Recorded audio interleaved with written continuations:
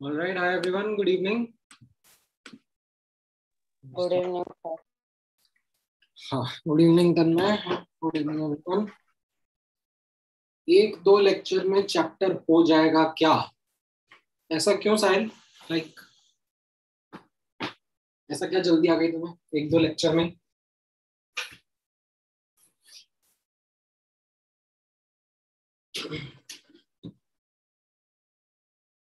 बताओ भाई.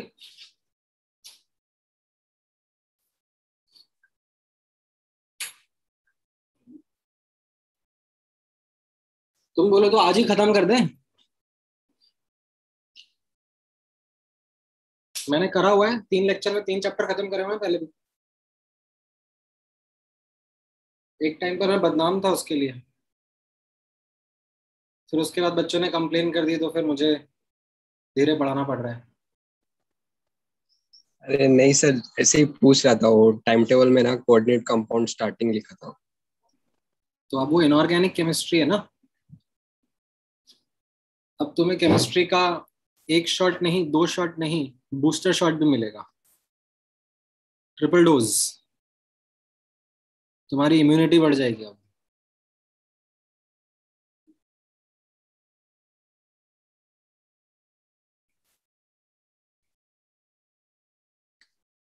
एक मिनट दो बस मुझे.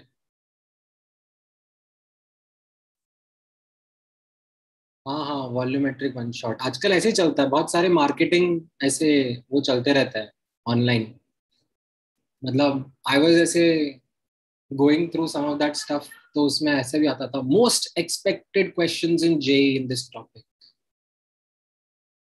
मैंने कहा भाई फ्री में क्यों बांट रहा है, पैसे ले ले बट गारंटी दे दे बस.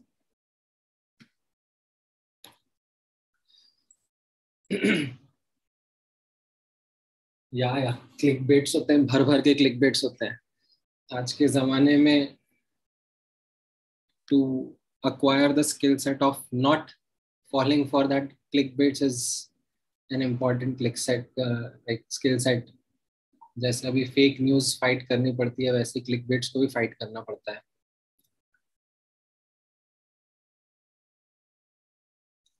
ऑलराइट, सो लास्ट क्लास में हम लोगों ने पढ़ा था, उसमें किसी को कोई डाउट है?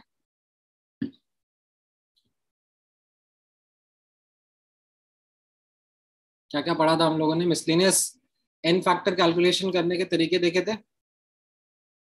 एक देखा था हमने एसिड बेस का reacting and non reacting conditions में.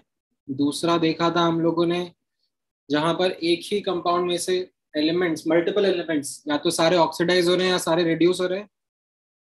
और एक तीसरा देखा था नॉन रिएक्टिंग कंडीशंस में कंपाउंड्स का एन फैक्टर कैसे बताया जाता है. इसके बेसिस पर मैंने आप लोगों को होमवर्क दिया था, कुछ आप लोगों ने ट्राई किया? कुछ डाउट्स वगैरह हैं उसमें? ठीक है, डाउट्स भी डिस्कस कर लेंगे. थोड़ा सा पढ़ लेते हैं पहले. मिसलेनियस एन फैक्टर कैलकुलेशंस में थोड़ा और आगे बढ़ते हैं. थोड़े और केसेस डेवलप करने जरूरी हैं. और यहाँ पे आप देखोगे तो मैंने खूब भर भर के स्टार दिए हैं इसको, बिकॉज काफी इंपॉर्टेंट है. Disproportionation and comproportionation. Disproportionation comproportionation words याद है क्या थे? एक ही एलिमेंट का oxidation as well as reduction दोनों हो रहा होता है, तो वैसे रिडॉक्स रिएक्शन को अपन डिस्प्रपोर्शनेशन या कॉम्प्रपोर्शनेशन कहते हैं, राइट? तो इसमें लेट्स से मैंने आपसे एग्जांपल देकर पूछा ये रेडॉक्स स्पीशीज का एन फैक्टर बताओ. तो अब ये जो आई माइनस है, लाइक कंपाउंड में या स्पीशीज में एक ही एलिमेंट है विच इज अंडरगोइंग ऑक्सीडेशन या रिडक्शन. तो यहाँ पर एन फैक्टर सिंपल तरीके से आ गया, राइट? IO3 माइनस का एन फैक्टर अगर मैं निकालने के लिए पूछूं आपसे तो वो भी सिंपल ही है, राइट? एन फैक्टर उसका 5 आ जाएगा क्योंकि एक ही एलिमेंट है जो कि ऑक्सीडेशन स्टेट चेंज कर रहा है. ऑक्सीजन तो स्पेक्टेटर है. बट ये I2 जो है वहां पे अब we'll have to think differently. ठीक है, ये ऑक्सीडाइज भी हो रहा है, रिड्यूस भी हो रहा है. तो इसका n फैक्टर मैं कैसे निकालूं, राइट। तो अब यहां पे नोटिस करना, इन दिस केस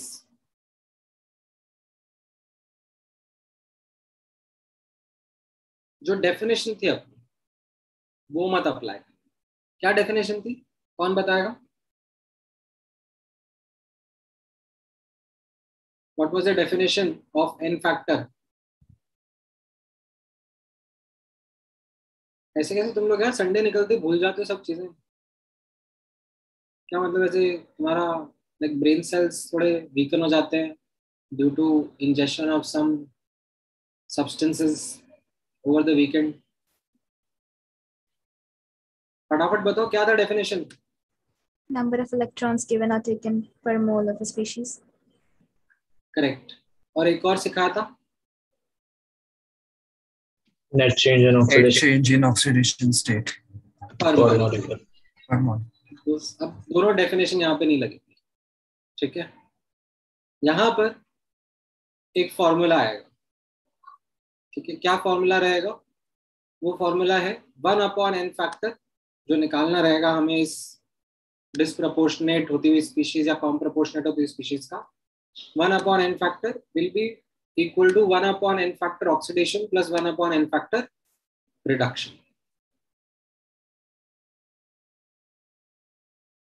यहां पर आप नोटिस करोगे ऑक्सीडेशन का n फैक्टर कितना रहेगा। तो if you look at that reaction again ऊपर, तो ये कैसा है, I2 से I माइनस बन रहा है, ये रिडक्शन हो गया। I2 से I+5 में जा रहा है, ऑक्सीडेशन हो गया। ऑक्सीडेशन पे फोकस करते हैं, कितने का चेंज आ रहा है, 0 से 5 का। और यहाँ पर कितने एटम्स दिख रहे हैं, how many atoms can you see? 2 atom दिख रहे हैं। तो n फैक्टर ऑक्सीडेशन कितना हो जाएगा यहाँ पर, 5 × 2 10, ठीक है। वैसे रिडक्शन के ऊपर नोटिस करोगे आप, 0 से -1 जा रहा है, तो कितने का चेंज आ गया, 1 का।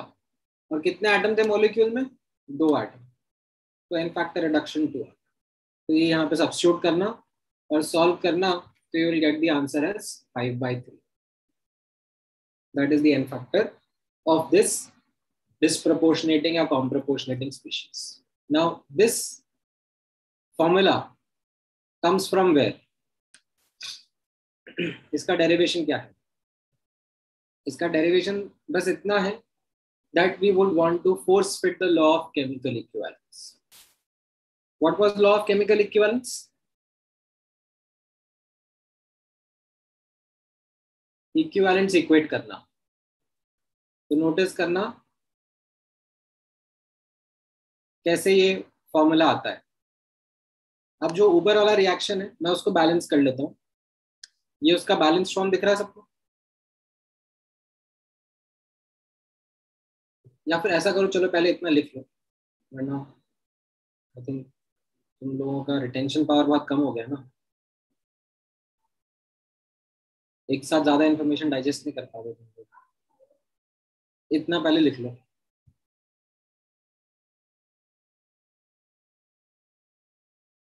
क्या तुम लोगों को भी ऐसा लगता है कि अभी आजकल जिस तरीके का कंटेंट क्रिएट हो रहा है, it is deliberately in that direction that attention span छोटा ही रहा है, like short videos, short reels. अभी 1-2 मिनट से ज्यादा की चीज तो देखने में ऐसा लगता है कि अरे क्या, बोर हो गया, आगे बढ़ो। तो तुम लोगों को कंडीशन किया जा रहा है उस तरीके से, you guys are being conditioned in that way. Bite size knowledge. हाँ, मैंने YouTube अनइंस्टॉल कर दिया यार इस चक्कर में। लाइक मैं अनइंस्टॉल नहीं कर सकता था YouTube, so I figured out a way that I uninstalled the updates of YouTube in my mobile. मतलब पथेटिक रिकमेंडेशंस इन शॉर्ट्स। मतलब वो रिकमेंडेशंस देख के मुझे ऐसा लगता है कि मतलब मेरा लेवल इतना गिर गया है।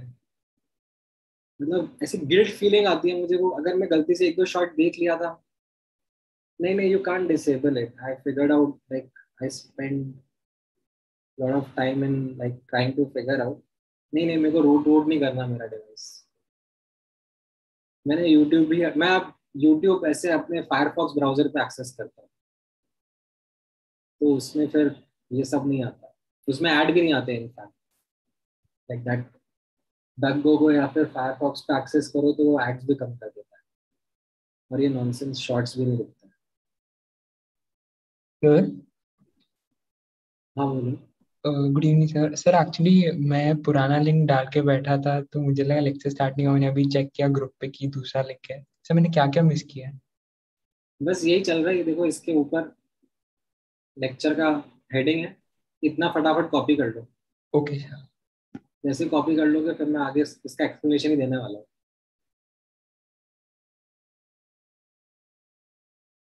वो लेक्चर लिंक चेंज करना पड़ा मुझे अभी, क्योंकि मैंने तरीका चेंज कर दिया ना, I don't download and upload file.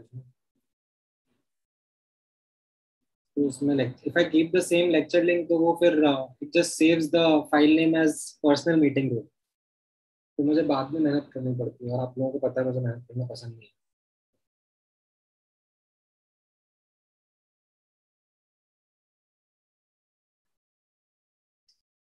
Live recording कहीं लाइव नहीं, वो बस ऑटोमेटिकली यूट्यूब पे अपलोड हो रही है, बस इतना फायदा हो रहा है उसका।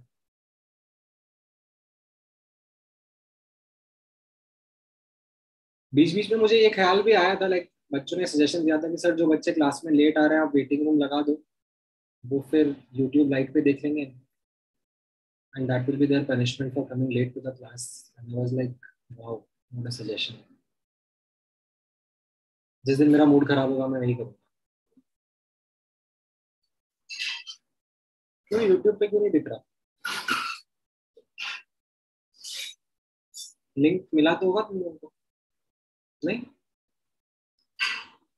प्राइवेट किया है मैंने। नहीं नहीं, पब्लिक है, public, it's not private.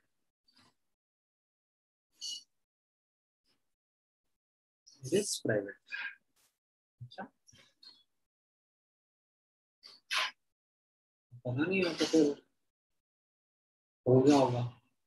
I don't know, middle of the lecture में कैसे उसका मैं चेंज करूँ सेटिंग।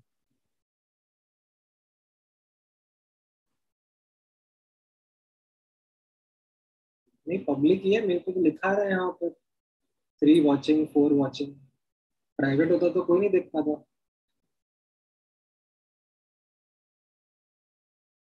हाँ, पब्लिक ही है।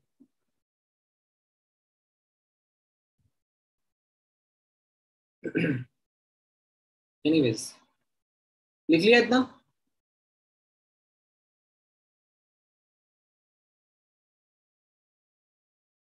ये वाला पार्ट भी लिख लो,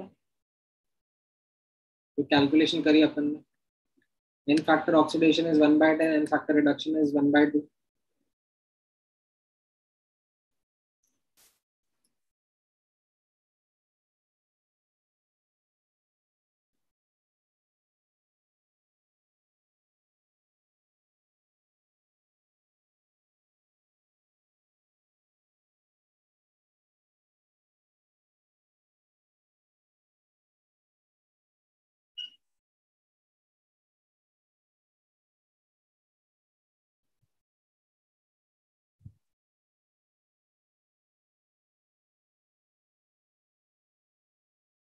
नहीं, 3 भी किया था लास्ट क्लास में, नॉन रेडॉक्स वाला जो था ना।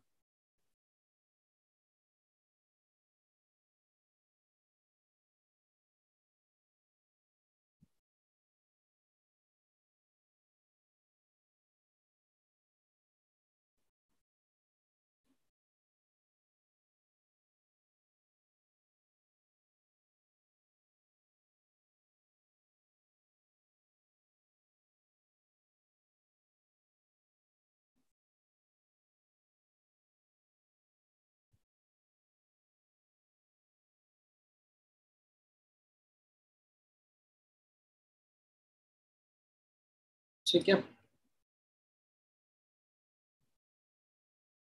अब ये देखना कहाँ से आया। तो the idea is to force fit the law of chemical equivalence. कैसे? तो you write the balanced form of equation, the same one जो हम लोगों ने ऊपर लिखा, and based on mole concept you get the following relationship between reactants and products: moles upon coefficient equal to moles upon coefficient equal to moles upon coefficient. Now after that we understand we can write moles as equivalents upon n factor. So I substitute that. ये moles of I2 की जगह मैं क्या लिख दूंगा? Equivalents of I2 upon n factor. Moles of I minus की जगह equivalents of I minus upon उसका n factor. Moles of IO3 minus upon can be written as equivalents of IO3 minus upon उसका n factor. Right? And since equivalents are equal, तो ये equivalents यहाँ से cut गए. And based on that, ये n factor का result आ गया. N factor of I2 comes out to be as 5/3. So this is the background behind that formula. ठीक है, आप formula ध्यान में रखना, लेकिन that will be important.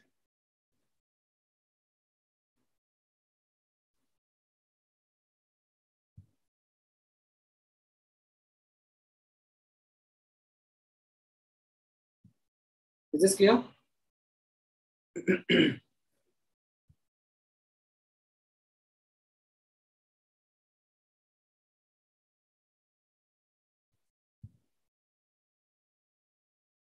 Sir थोड़ा ऊपर स्क्रॉल कर सकते हैं ना ऊपर भाई, तुम बार बार ऊपर भी बता रहे हो स्क्रॉल. फटाफट स्क्रीनशॉट लो, मैं वेट नहीं करूंगा. ले लिया? यहाँ से स्क्रीनशॉट ले लो. ठीक है, अच्छा.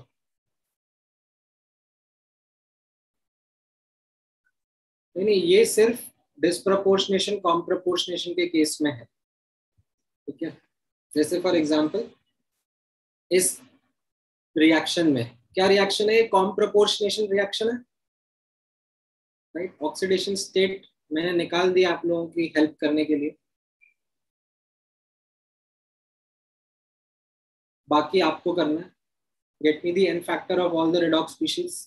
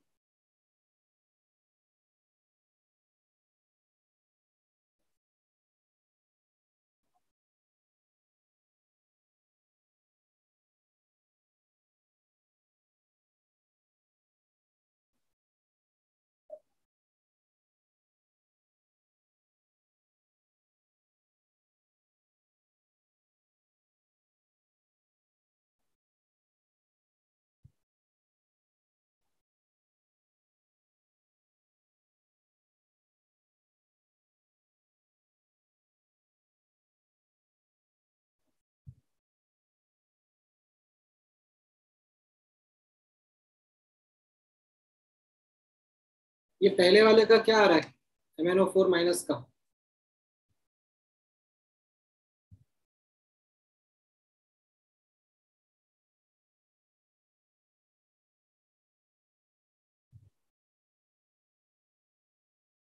सिंपल सिनेरियो है, just net change in an factor कर दिया. दूसरा वाला भी सिंपल है. ये केस जो आइडेंटिफिकेशन है ना, ये आप ही को करना पड़ेगा. This is going to be really really important. कोई आके नहीं बताएगा कि ये सिंपल केस है, ये मिसलेनियस 4 केस है. ये आप ही को आइडेंटिफाई करना पड़ेगा. अभी दूसरा वाला भी सिंपल केस हो गया. एंड यहाँ पर ये जो लास्ट वाला है, इसमें आप नोटिस कर रहे हो ऑक्सीजन तो स्पेक्टेटर है, बट Mn ऑक्सीडाइज रिड्यूस दोनों हो रहा है. This belongs to the miscellaneous 4 scenario, right. हाँ यश, ये सॉरी 11/3 होगा ना. 21 माइनस 8, 21 माइनस 8 कितना हो जाएगा? 13 ही तो होगा। 13/3, ये 2/3, और फिर ये निकालो भाई। बाकी जनता क्या कर रही है?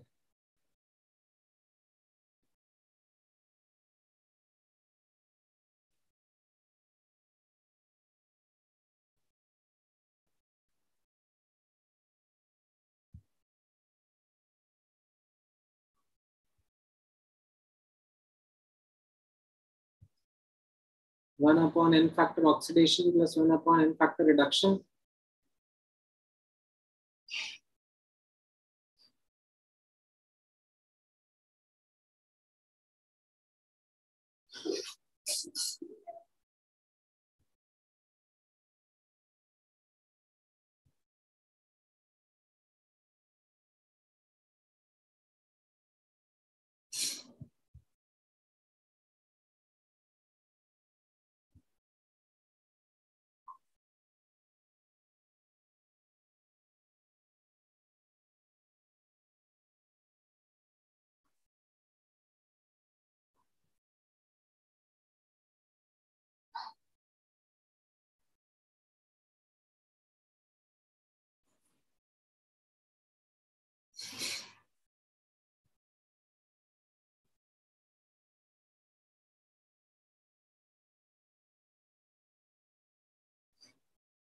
ट्वेंटी 26/15 आ रहा है। ये 3 लगाना भूल गया तो आप लोग, कौन कौन 3 लगाना भूल गया? ये यश 3 लगाना भूल गया, ये प्रत्याशा उल्टा करना भूल गई, ये सानिका ने तो पता नहीं क्या कर दिया। ये 3 ऐसे एक्स्ट्रा कैसे आ गया तुम्हारे पास? अच्छा, टाइप। ठीक है, समझ में आया ये? आप देखो ना यहाँ पर Mn3O4 में आपने नोटिस किया ऑक्सीजन तो स्पेक्टेटर है। मैंगनीज के बारे में आपने ऑक्सीडेशन स्टेट निकाली 8/3। देन आप ये फिगर आउट करते हो ना कितने से ये 8/3 आ रहा है, like what is the change, and then when you figured out the change, तो यू फाउंड आउट कि अरे इधर भी मैंगनीज है और इधर भी मैंगनीज है, और 7/3 से, सॉरी 8/3 से कम भी है और 8/3 से ज्यादा भी है। तो आपको समझ में आएगा that this is the case of com proportionation.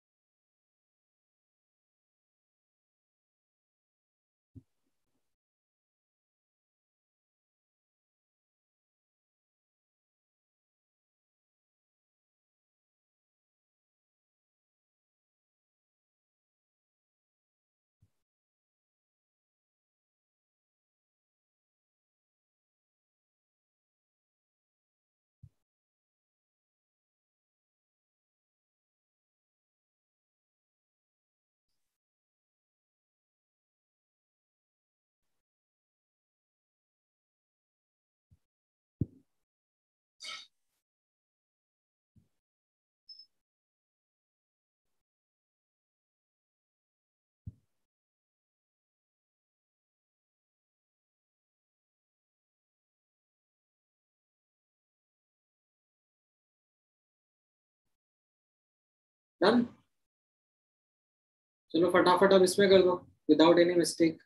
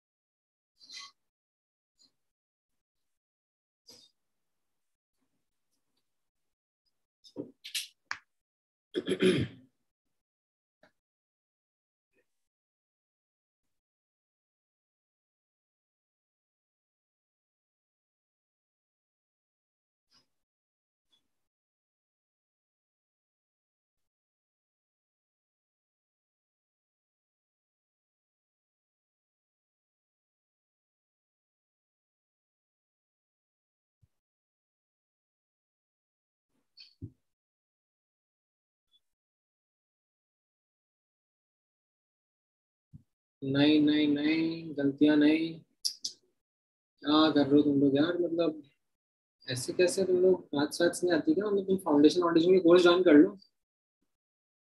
Basic plus minus multiplication addition subtraction, क्या ये सब क्या सिखाना पड़ रहा है मुझे तुम लोगों को? What case does this belong to? H2O2? Is it simple, miscellaneous 1, miscellaneous 2, miscellaneous 3, miscellaneous 4? क्या पढ़ा था?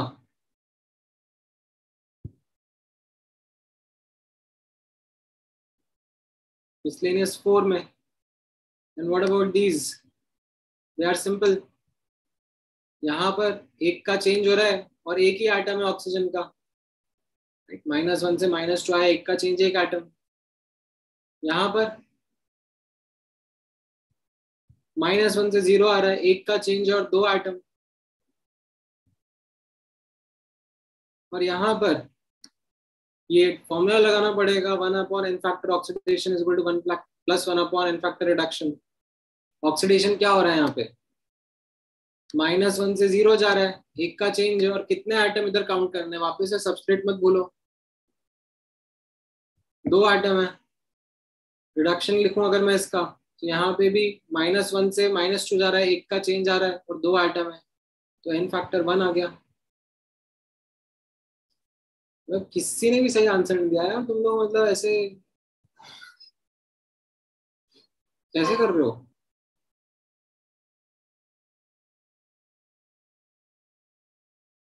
या तो मतलब कुछ ज्यादा ही पढ़ लिया आज सुबह से, बिजी फील हो रहा है. इसमें था क्या? दो क्लास से जो मैं बता रहा हूँ वही तो अप्लाई करा है. इनफैक्ट 3 क्लास हो गई होगी यही करते करते. इतनी बार भगवान का नाम ले लूंगा तो ज्यादा अच्छा रहेगा मेरे लिए. Net change in oxidation state पर मॉलिक्यूल, पर मॉलिक्यूल.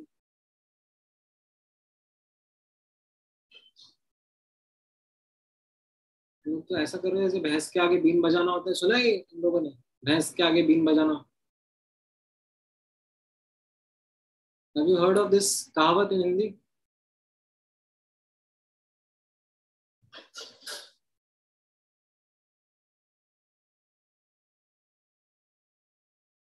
तो डोंट बी अ भैंस.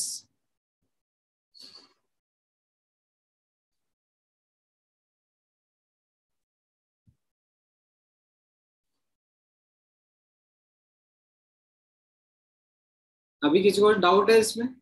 कहीं पे कुछ नहीं समझ में आया?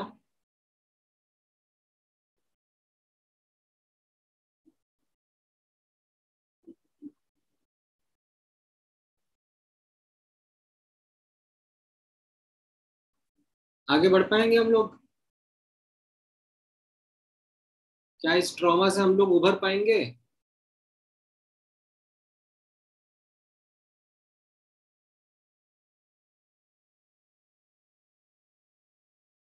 चलो कोशिश करते हैं. Intramolecular redox reaction, miscellaneous case 5. कौन बताएगा what was intramolecular redox reaction?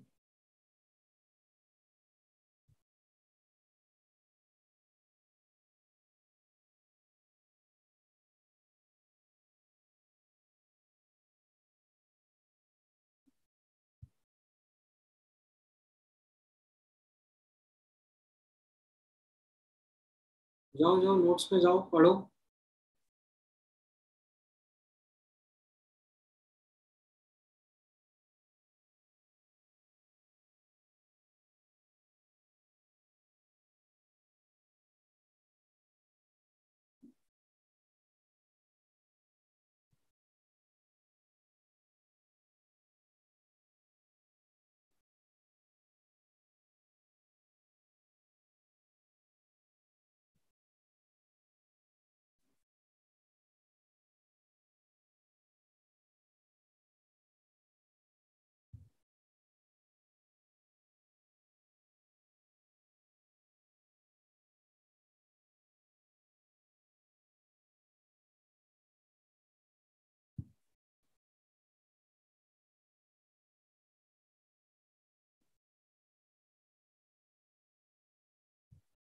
Element undergoing oxidation reduction is part of the same molecule.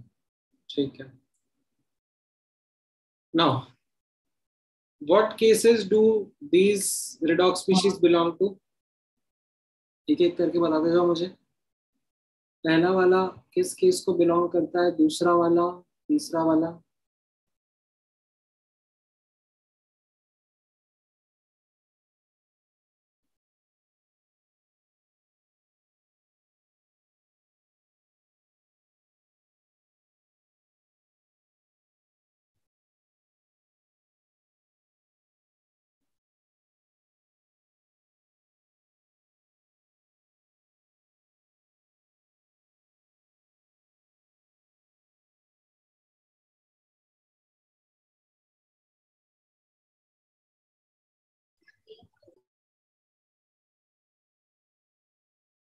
पहला वाला मिसलेनियस 5 को बिलोंग करेगा ना यार, और बाकी दोनों सिंपल को बिलोंग कर रहे हैं. अब KCl के केस में एन फैक्टर कितना आ जाएगा? +5 से -1 जा रहा है, यानी कि 6 का चेंज और एक एटम है, तो एन फैक्टर 6 आ गया. और O2 के लिए -2 से 0 आ रहा है, 2 का चेंज और 2 एटम है पर मॉलिक्यूल, तो एन फैक्टर 4 आ गया. राइट. आई होप ये सिंपल वाले तो सबको क्लियर है.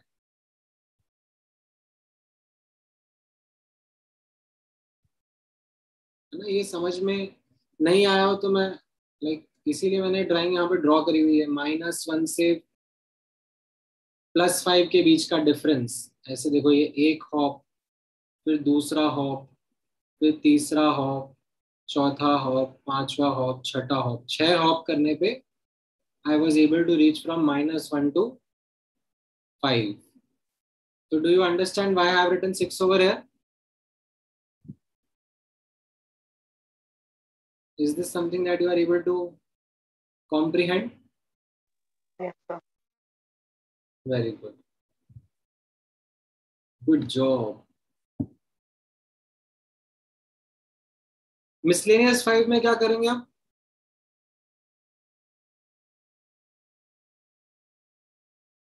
डेफिनेशन नहीं एप्लीकेबल रहेगा यहाँ पर.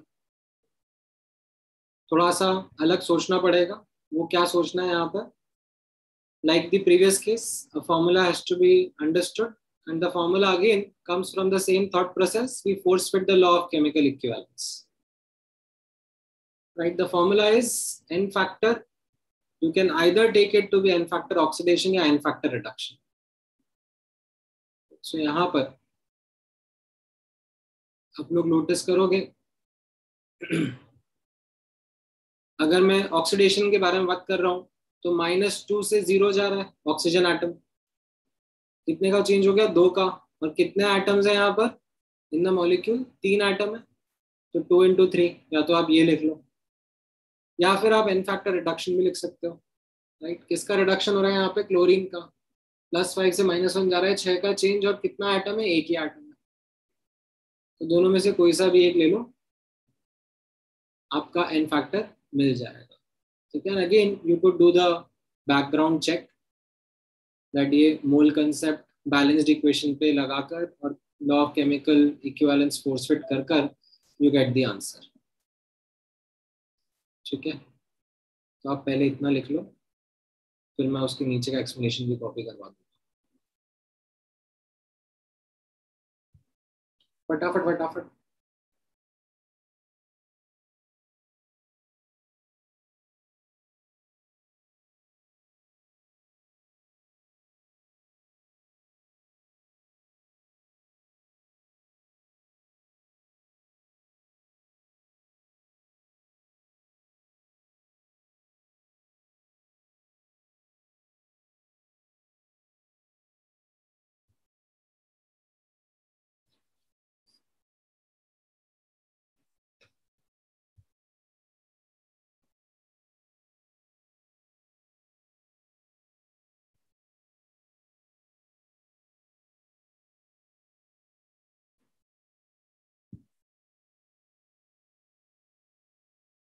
लिखा ये वाला?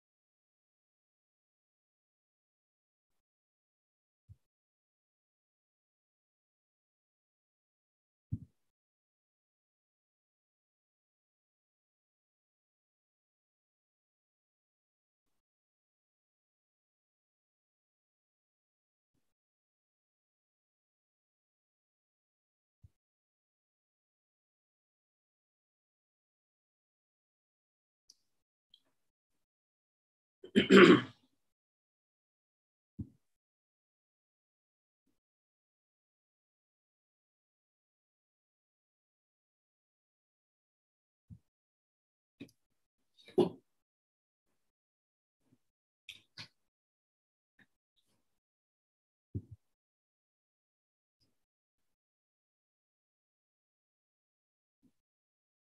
वाला एक्सप्लेनेशन भी लिख लो इसका, और अगले वाले एग्जाम्पल के मुझे एन फैक्टर्स भी निकाल के बता दो।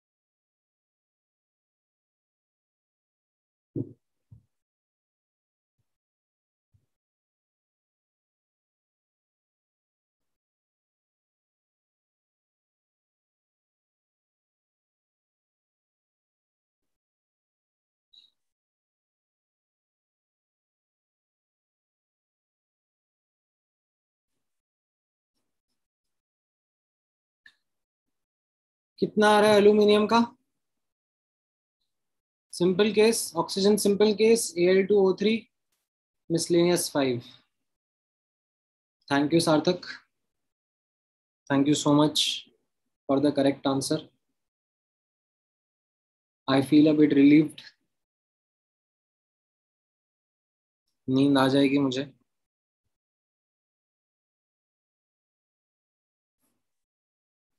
नहीं तन्मय, एन फैक्टर नेगेटिव नहीं हो सकता।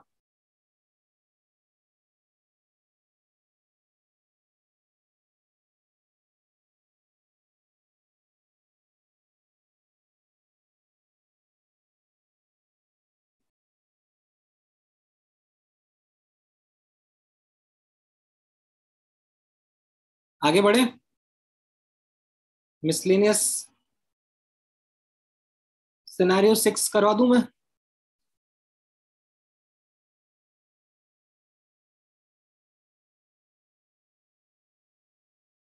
Now, as such, this is a faltu scenario because of the reasons that you will understand in a while.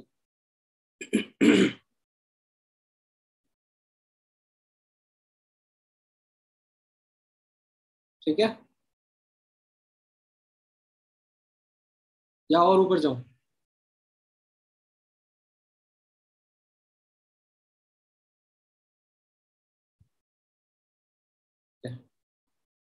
हाँ, miscellaneous scenario 6. Element in a molecule, it undergoes oxidation but it goes into multiple states, या फिर it goes reduction but then again goes into multiple states. जैसे यहाँ पे आप notice करोगे, example आपके सामने है।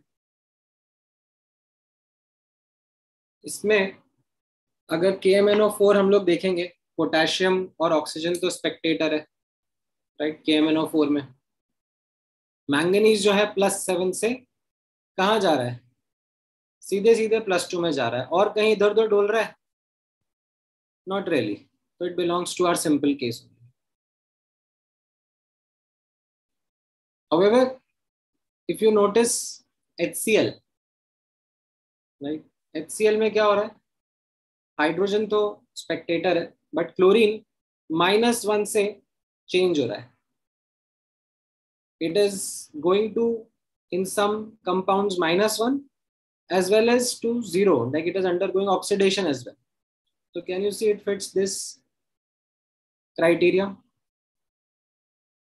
It is undergoing oxidation but it is going into multiple states. तो ये क्या हो जाएगा? This will belong to miscellaneous scenario 6. ठीक है, बाकी सब भी सिंपल सिंपल है. तो सिंपल वाले के तो एन फैक्टर मैंने निकाल दिए आपके सामने. अभी मिसलेनियस 6 का क्या करना पड़ता है? What you have to do is you can apply the n factor definition, but only after balancing the reaction. ठीक है, तो यहाँ पर balancing will become a prerequisite because आपको ये जानना होगा that कितने atoms कौन सी oxidation state में जा रहे हैं. In order to know that, you would need to be able to do the balancing first, and that defeats the purpose of using equivalence concept, because if you have to do balancing, then like mole concept solves the objective. अगर balancing ही करनी पड़ गई तो फिर मैं equivalence concept क्यों use करूंगा? By mole concept I can easily determine कितना रिएक्टेंट से कितना प्रोडक्ट बनेगा या क्या रिलेशनशिप रहेगा between reactants and products. However, there can still be a question asking you कि आप हमें इसका एन फैक्टर बताओ HCl का. तो अब बताओ तो फिर हमें डेफिनेशन अप्लाई करनी है, but then carefully after balancing the reaction. So how does it go? यहाँ पर आप नोटिस करोगे out of the 16 molecules of HCl, why did I say 16?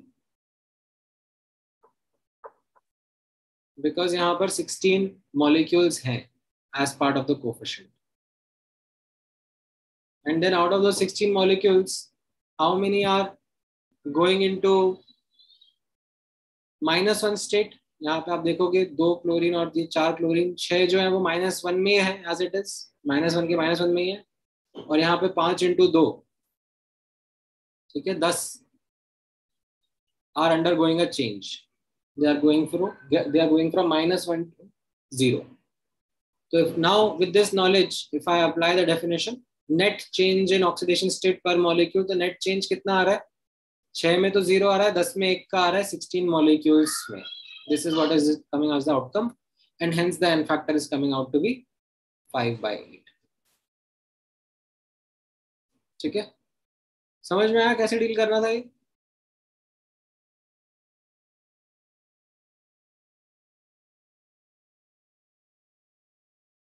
चलो लिखो इतना.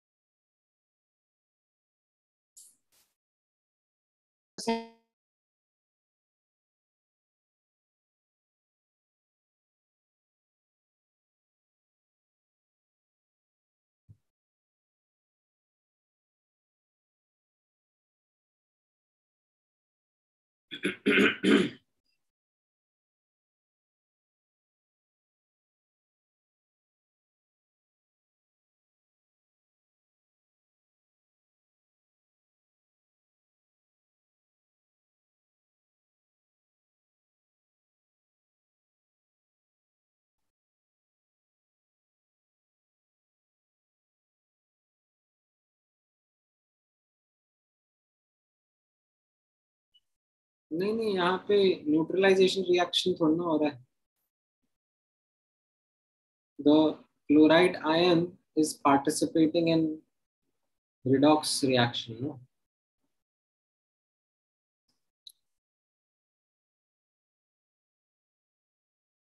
नहीं, रिडक्शन स्टेट जैसा कुछ नहीं होता हमें.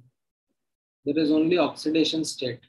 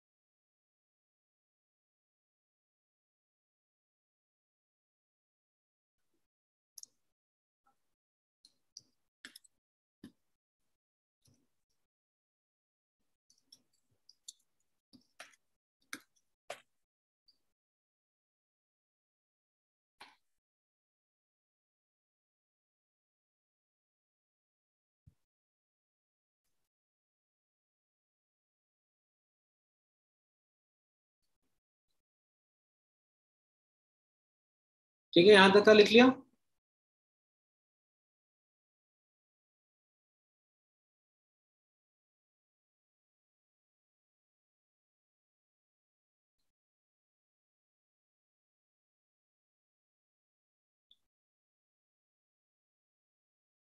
ठीक है, ये वाला भी देख लो, इसका कैलकुलेशन,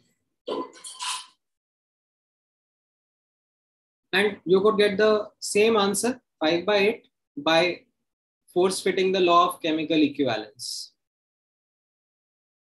जैसा हमने थोड़ी देर पहले देखा था। आप लोग खुद भी ट्राई करो, try to force fit the law of chemical equivalence between the species that are there, see if you are getting the same answer.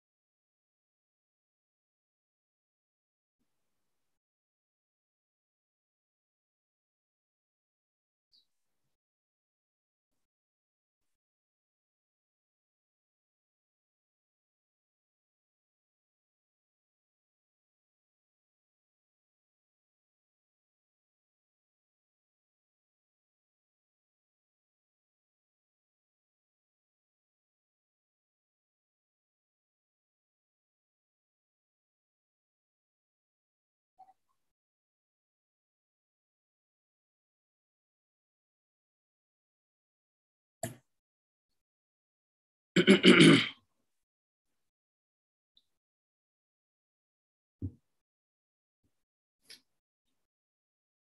है, ये आ रहा है।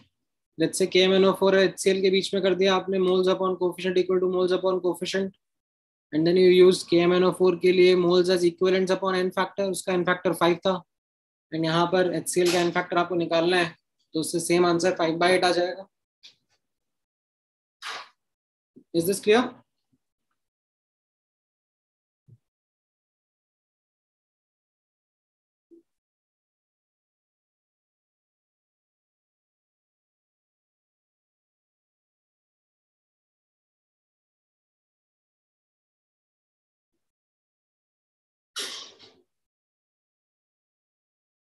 नहीं नहीं, KCl तो स्पेक्टेटर स्पीशीज हो गया ना भाई। KCl के लिए यहाँ पर what do I call KCl? KCl के लिए there is no change, ना पोटेशियम के लिए ना क्लोरीन में चेंज है, that is a non-redox species, that's a spectator। ठीक है,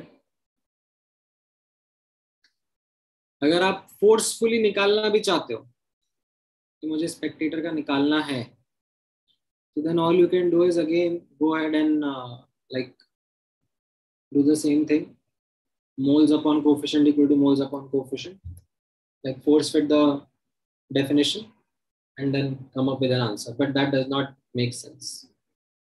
नहीं नहीं, जीरो नहीं आएगा, जीरो कैसे आ जाएगा?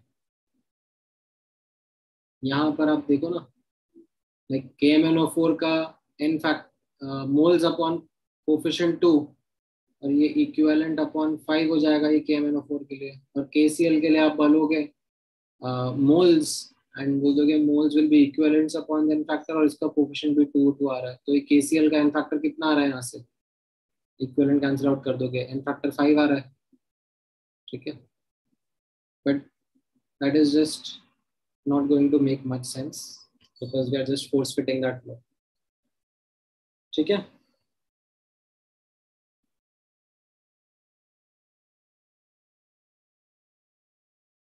Is this clear with everyone?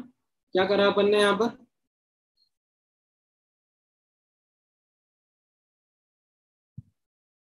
चलो फटाफट इसमें बता दो मुझे, अगर समझ में आ गया है तो। ये क्वेश्चन है, ना तो मैंने ऑक्सीडेशन स्टेट्स दिए हैं, ना मैंने कुछ हेल्प करी है. Let's see if you are able to get an answer to this question.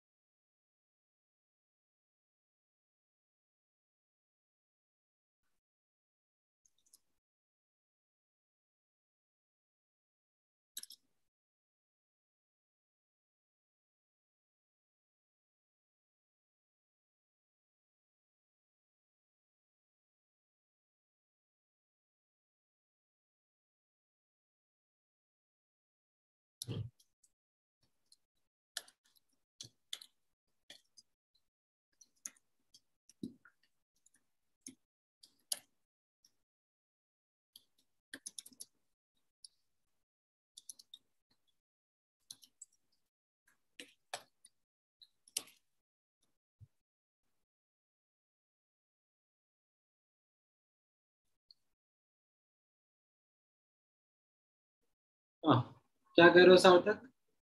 But if the oxidation state is not changing for Cl in those molecules, then why didn't we ignore them as spectators? उसमें manganese का change हो रहा था ना. That's why I called it a simple case, no? Out of the molecule के elements, chlorine is spectator, manganese is changing. How is it changing? Going from +5, +7 to +2. It's a simple case. ठीक है. देखो, सबसे बड़ी struggle जो होती है ना बच्चों को, वो होती है केस आइडेंटिफाई करने में. And of course there is no shortcut, you will have to practice. The more you practice the better you will get at identifying the case and then applying the appropriate तरीका, whether it is the definition or the formula.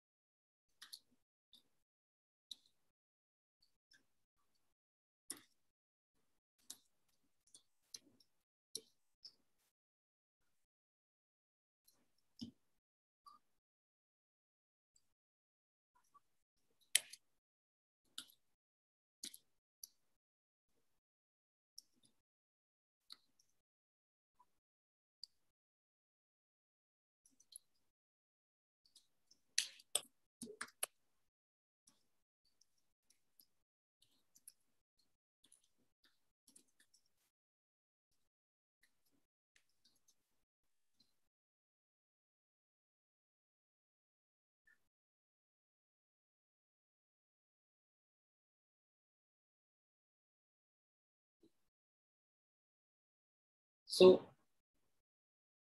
MnO2 simple हो गया, HCl comes in miscellaneous 5 category as we just discussed. MnCl2 simple, Cl2 simple, H2O2 non redox. ठीक है,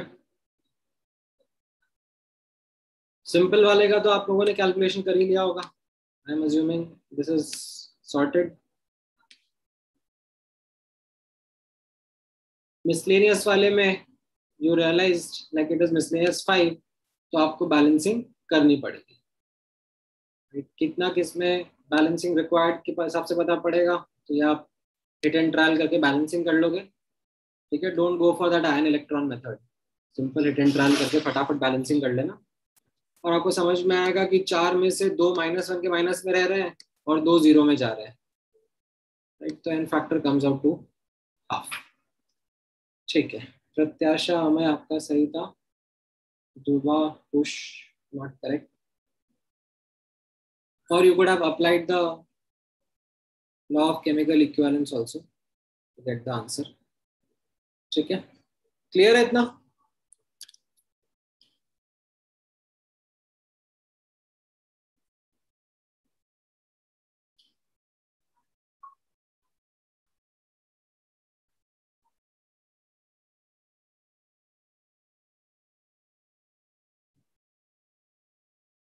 नहीं, of course ion electron से भी आप कर सकते हो, but you will have to slightly take care of ion electron, because you'll have to recognize that chloride ion is a spectator species also. तो बाद में एंड में जब H प्लस को इधर उधर बैलेंस करोगे ना, तो उसके साथ में फिर Cl माइनस आयन भी, स्पेक्टेटर वाले जो Cl माइनस आयन है वो भी चिपकाने पड़ेंगे.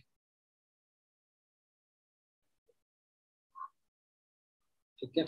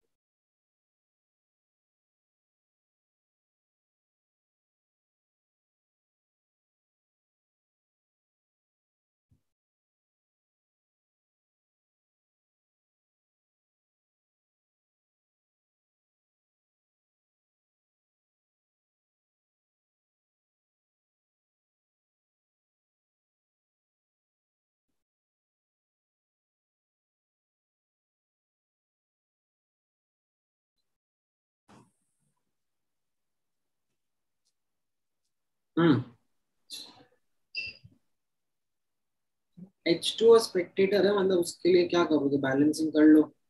अब तो इसका अगर निकालना है फोर्स फिट करके, तो कितना आ जाएगा, n factor equivalent upon 2 equivalent upon n into 2 is equal to, हाँ 1 आ जाएगा. राइट, ठीक है, लिखा सबने इतना? आगे बढ़े.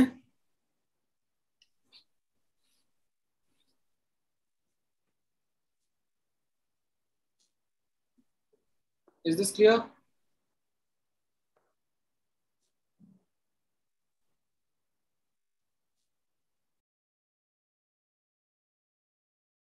ठीक है,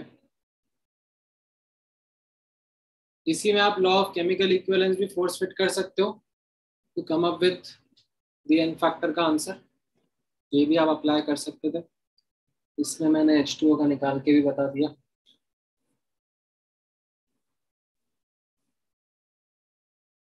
ठीक है, लिख लो इसको फटाफट फटाफट एंड देन इस क्वेश्चन का आंसर करो। ठीक है, क्वेश्चन ऐसे ही आएगा आपके सामने। You will only have to recognize which n factor calculation scenario does it belong to and then accordingly come up with the answer. Try करोगे?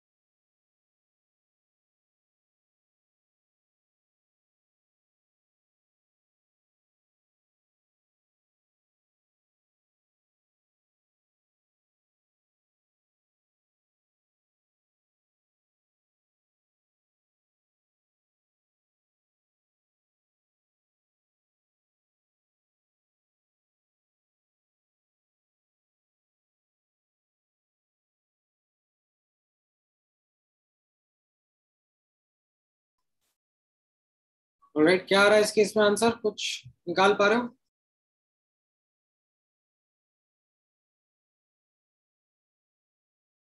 Ferric oxalate, ferrous oxalate, reactions क्या होंगे?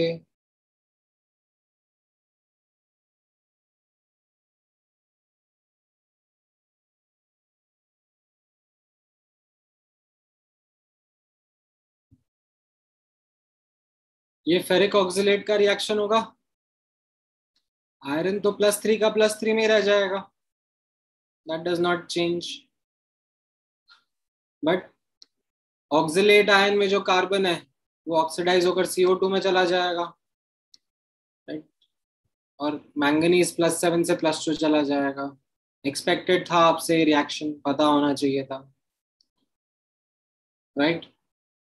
And again by looking at the data, the oxidation states, you identified that both are simple scenarios only, right? यहाँ पे n factor कितना आएगा, 1 का change है और 6 एटम्स जा रहे हैं, तो इसका n फैक्टर 6 रहेगा और इसका n फैक्टर 5 रहेगा, and hence you get the value of x as 6/5।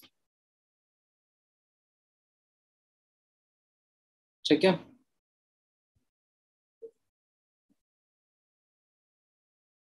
हाँ ठीक है सार्थक, राइट सॉन्टी, करेक्ट आंसर। अब इसके बाद में फेरस ऑक्सिलेट में क्या होता है? फेरस ऑक्सिलेट में iron as well as carbon दोनों का ऑक्सीडेशन होगा। ठीक है, चलो फटाफट इसके आगे का तो खुद कर दो, अब इतना मैंने बता दिया है।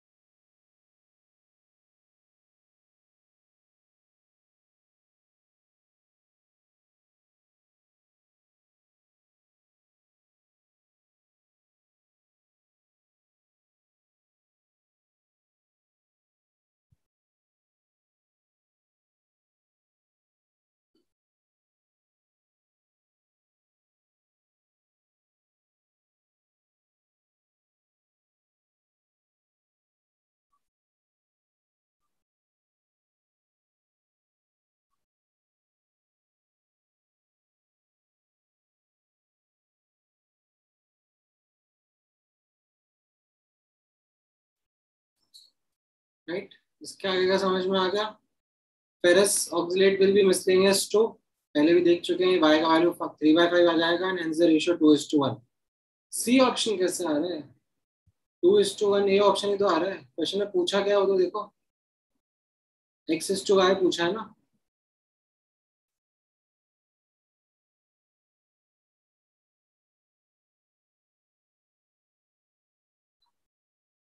समझ में आया यश?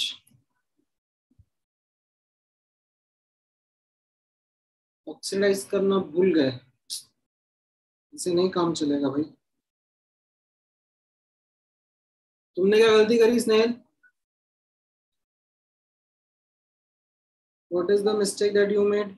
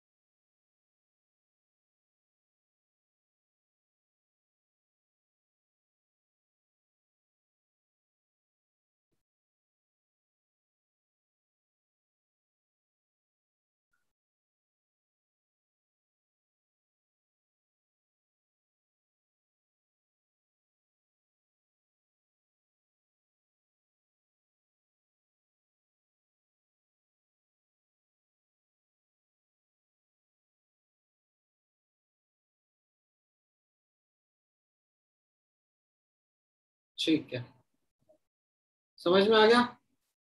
चलो ये वाला क्वेश्चन ट्राई करो।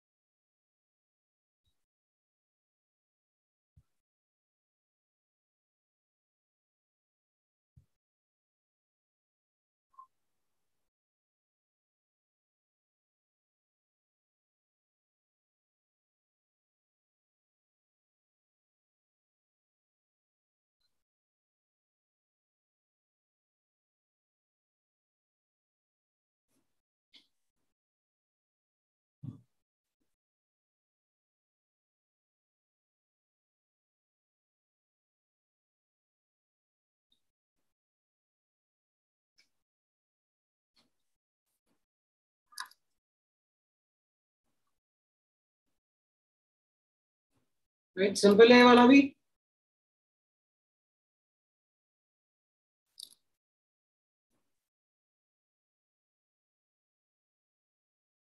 Correct.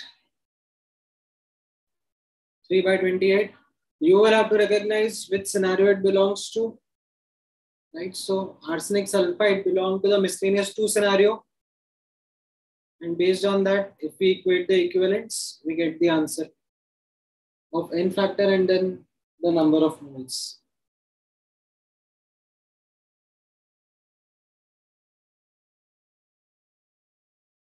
Right. So ये वाला क्वेश्चन ट्राई करो। Try this question. एक्चुअली काफी छोटा हो गया, उसका जूम इन करना पड़ेगा उस पर, otherwise you will not be able to read the charges. हाँ ठीक है, ये वाला ट्राई करो।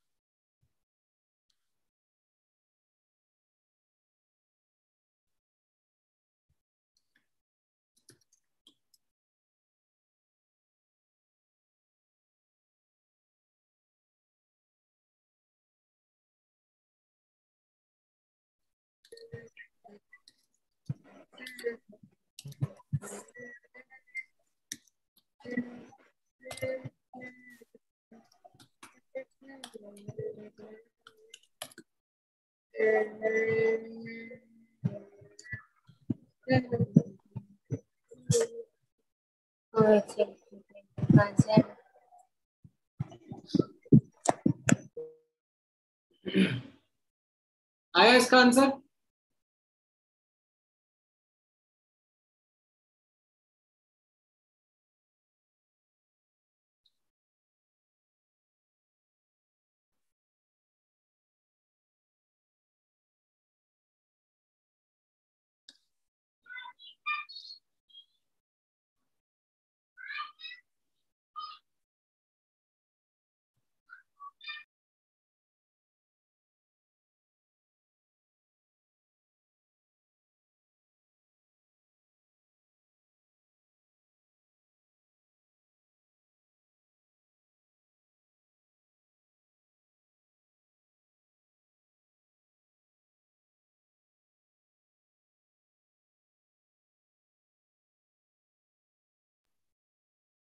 तो यहां पर this is what is happening.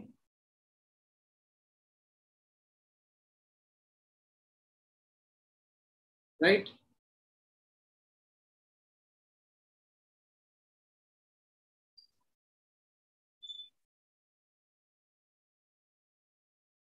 ये ऑक्सीडेशन स्टेट्स समझ में आ रहे हैं सबको?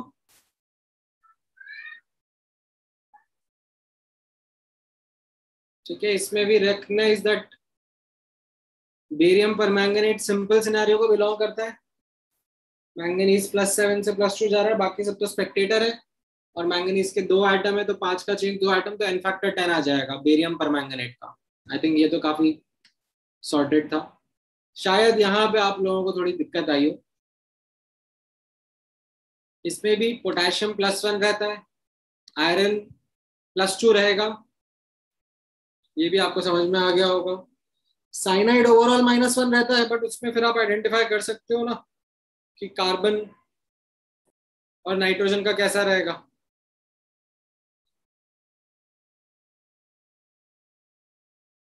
Right, and based on that you understand कि आयरन का भी ऑक्सीडेशन हो रहा है, कार्बन का भी ऑक्सीडेशन हो रहा है, नाइट्रोजन का भी ऑक्सीडेशन हो रहा है। All of them are undergoing oxidation, so this belongs to miscellaneous scenario 2. Hence, N factor का definition changes to net change in oxidation, like same definition applicable, net change in oxidation state per molecule.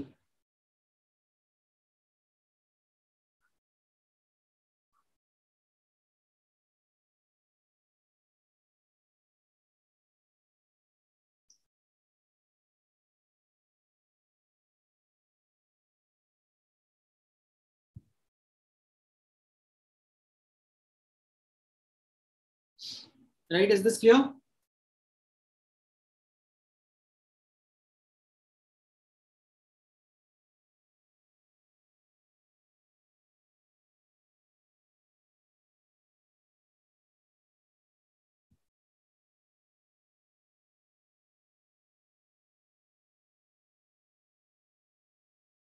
इससे answer D option आ जाएगा 6.1 मोल। ठीक है, clear है ये answer? Alright, चलो last question try कर लो।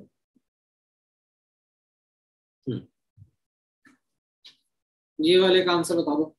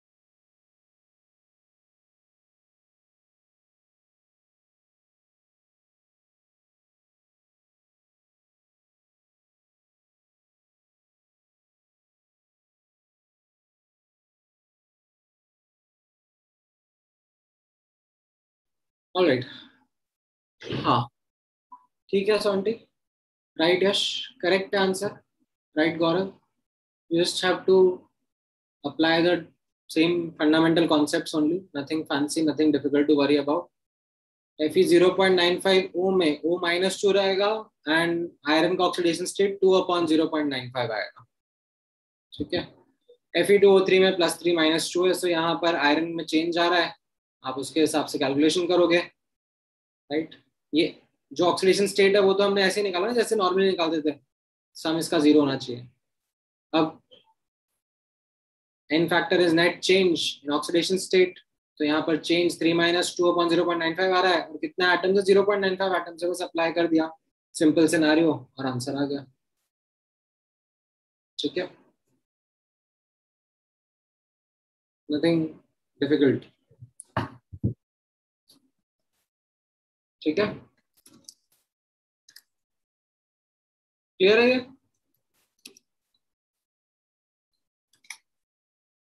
Any doubts, any questions? कुछ रह गया हो, स्क्रीनशॉट लेना हो, मिसिंग हो, फटाफट बता सकते हो.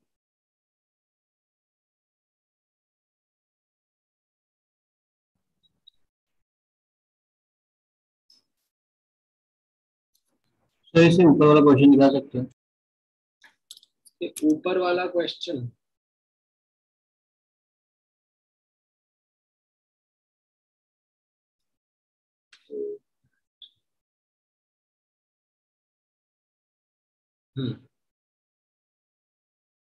हाँ, we are done for the day.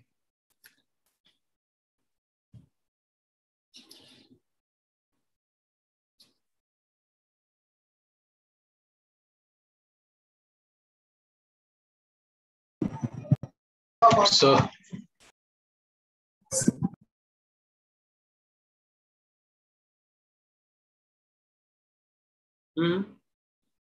so will you be discussing doubts next class? हाँ, नेक्स्ट क्लास में कर लेंगे. Okay, sir. चलो, all right then. Bye, sir.